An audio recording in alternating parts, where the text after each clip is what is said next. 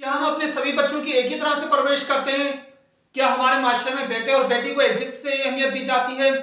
अगर किसी के यहाँ बेटी पैदा हो जाए तो कैसे मुबारकबाद देते हैं? मुबारक हो, अगली बार बेटा हो जाएगा, अल्लाह इसके नसीब अच्छे करे। सवाल ये पैदा होता है कि नसीब तो बेटे के भी होते हैं, बेटी के भी होते हैं, फिर यही दुआ बेटे के लिए क्यों नहीं दी जाती कि अल्लाह इसके नसीब अच्छे करे?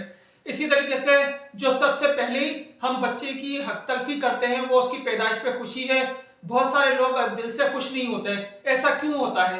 कुछ लोग को बेटी पे एतराज नहीं होता लेकिन वो अनसिक्योर फील करते हैं। वो ये कहते हैं कि हमें इसके फ्यूचर से, इसके मुस्तकबिल से डर लगता है कि ये दूसरे घर में जाके किस तरीके से सरवाइव करेगी, मुस्तकबिल में इसके साथ क्या होगा। तो ये सब चीजें उनको परेशान कर रही होती है। ये परेशानी क्यों होती है? इसकी वजह पेरेंट्स खुद होते हैं जो गैर महसूस तरीके से ना जानते चाहते हुए उसके लिए परेशानी का सबब पैदा कर रहे होते हैं। आप कहेंगे वो किस तरीके से हो सकता है?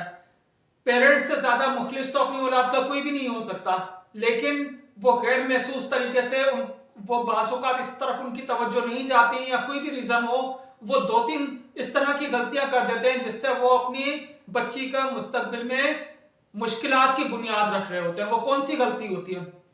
सबसे पहली गलती ये होती है कि बच्ची के पैदा होते शादी और जब तक वो पेरेंट्स के पास रहती है, माशरा और पेरेंट्स और रिश्तेदार सब जान पहचान वाले ये एक जहन में बिठा देते हैं कि उसकी जिंदगी का वाहिद मकसद क्या है?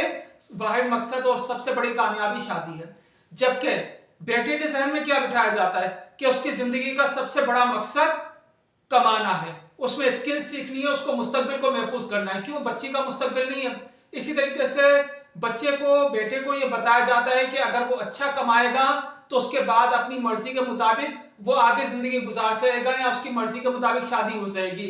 जबकि बेटी को यह सिखाया जाता है कि किस तरीके से उसे ओबे करना है, हुक्म मानना है और दूसरों के कहने पे चलना है। इसी तरीके से बेटे को यह सिखाया जाता है कि वो अपनी मर्जी चलाए, उसका हक है। और उसको यह सिखाया जाता है कि वो किसी के सामने जबान ना खोले। अगर सही बात भी हो तो वो आगे से नहीं कहे, वरना वो बदतमीजी में शामिल होगी। अगर बदतमीजी है तो वो तो दोनों के लिए होगी, बेटे बेटी दोनों के लिए। इसी तरीके से जो हम बहुत बड़ी गलती करते हैं वो ये कि बच्ची को उस तरह से तालीम और तरबियत नहीं देते, उसे स्किल्स नहीं सिखाते कि वो खुद के लिए अर्न कर सके। आप उसे ये सिखाइए कि वो किस तरीके से डिपेंडेंट हो ना हो, बल्कि इंडिपेंडेंट हो। जिस तरीके से कि बेटे को इंडिपेंडेंट बनाते हैं, अगर वो रोटी के लिए या सिर्फ अपनी जो बेसिक नेसेसिटीज है उसके लिए दूसरों की मोहताज होगी, तो ये होगा कि कभी भी वो एक मुफीद शहरी नहीं बन सकती, कभी भी वो खुशहाल नहीं रह सकती।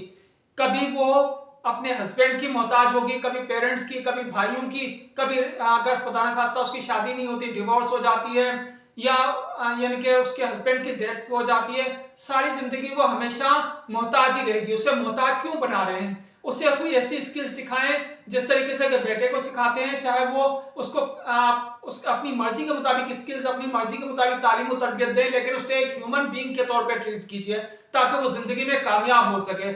इससे आप उसके साथ सबसे बड़ी नेकी कर रहे होंगे। उसमें कॉन्फिडेंस पैदा करें, वो सही और गलत बात कह सके, उसे अपने हुकूक का पता हो। अगर मैं ये बात करूंगा तो लोग ये कहेंगे कि नहीं, ये तो कोई सेक्युलर बातें, सेक्युलर नहीं है। दुनिया के किसी मजहब में किसी पे भी तशद्दुद का, किसी को जलील करने का, किसी की इंसल्ट करने का इख्तियार किसी दूसरे शख्स को नहीं दिया गया, चाहे वो हस्बैंड ही क्यों ना हो। यह कोई इस तरह से नहीं कहा गया कि सही हो या गलत हो उसे तशद्दुद करने का हक हासिल है और आगे से वो जवाब ना दे, बल्कि ये हो कि उसको कॉन्फिडेंट हो और वो किसी पे डिपेंडेंट नहीं होगी, सही बात कह सकेगी, अपने पॉइंट ऑफ व्यू बयान कर सकेगी। तो इस तरीके से उस बच्ची की जिंदगी, उस बेटी की जिंदगी आसान हो जाएगी और आपकी जिंदगी भी आसान हो जाएगी। तो वो किसी से ब्लैकमेल नहीं होगी किसी रीजन की वजह से। ये सब कब होगा? ये जब होगा जब आप उसके साथ एक स्ट्रॉन्ग बॉन्डिंग बनाएंगे। स्ट्रॉन्ग बॉन्डिंग किस तरीके से कि चाहे वालिद हो या वालदा हो, अपनी बेटी के साथ दोस्ती बनाए, वो कोई भी बात आपसे कहते हुए ना झिझके, उसे आपसे मोहब्बत मिले। अगर वो मोहब्बत या खुलूस आपसे नहीं मिलेगी, आप उसे इग्नोर करेंगे, तो वही कमी वो बाहर पूरी करेगी। इसी तरीके से अगर आपसे बात करने में उसके आगे बैरियर होंगे, उसमें रुकावटें होंगी, तो उस सूरत में वो दूसरों से ब्लैकमेल होती रहेगी, लेकिन आपसे अपनी बातें शेयर नहीं करेगी। और यही वजह है कि वो बहुत बड़े नुकसान का बायस बनते हैं। तो उसे अपने पांव पे खड़ा कीजिए, उसे एक अच्छा इंसान बनाए, एक अच्छा मुसलमान बनाएं, लेकिन कि ये अच्छे मुसलमान का मकसद किसी भी तौर पे ये नहीं है कि वो जुल्म बर्दाश्त करे, बल्कि ये हो कि वो अपने पांव पे खड़ी हो जाए, खुद मुख्तार हो और आपके लिए भी फख्र का बायस बने और उसकी अपनी जिंदगी भी आसान हो। तो ये थी हमारी आज की वीडियो, उम्मीद है आपको पसंद आई होगी। अगर आप मेरे ख्यालात से एग्री करते हैं तो इसे दूसरों से शेयर कीजिएगा, लाइक कीजिएगा और चैनल को सब्सक्राइब कीजिएगा। Thank you so much.